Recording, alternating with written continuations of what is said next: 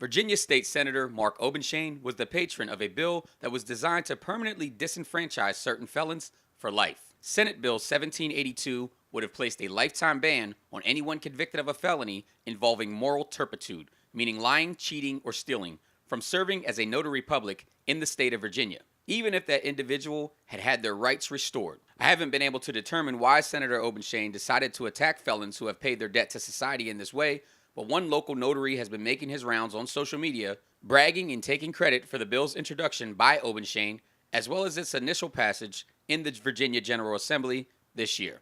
Ultimately, Obenshain failed in his attempt to further disenfranchise these Virginia citizens. Social justice organizations across the Commonwealth, including the RISE organization of Waynesboro, Virginia, contacted Virginia Governor Ralph Northam and urged the governor to veto Senate Bill 1782.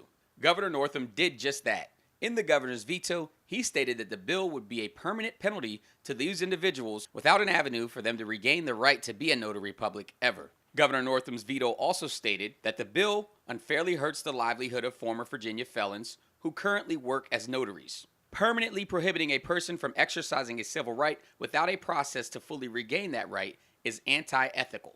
Yesterday, when the Virginia Senate reconvened, the Senate voted 20-18 to override the governor's veto on a block of several bills, including Senate Bill 1782, falling short of the 2/3 votes needed to override the governor's veto, meaning Senate Bill 1782 is dead and will not be enacted into law in the Commonwealth of Virginia.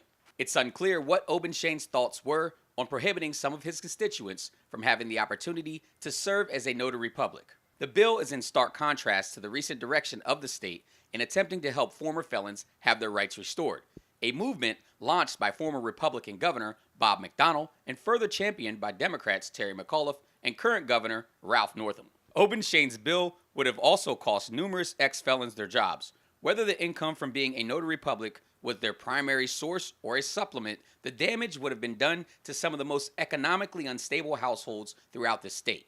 Why the senator would push for such legislation is difficult to understand.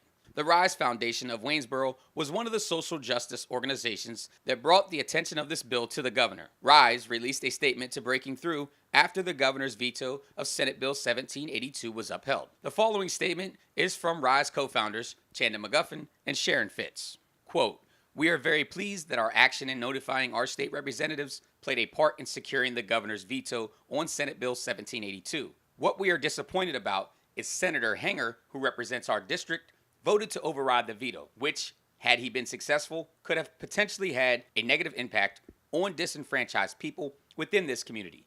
These are the things that can't keep happening, that black issues aren't at the forefront of those running. We will challenge Democrats, Republicans, and independents on the black agenda.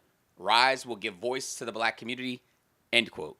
In Richmond, Theodore Whitelow, Breaking Through News.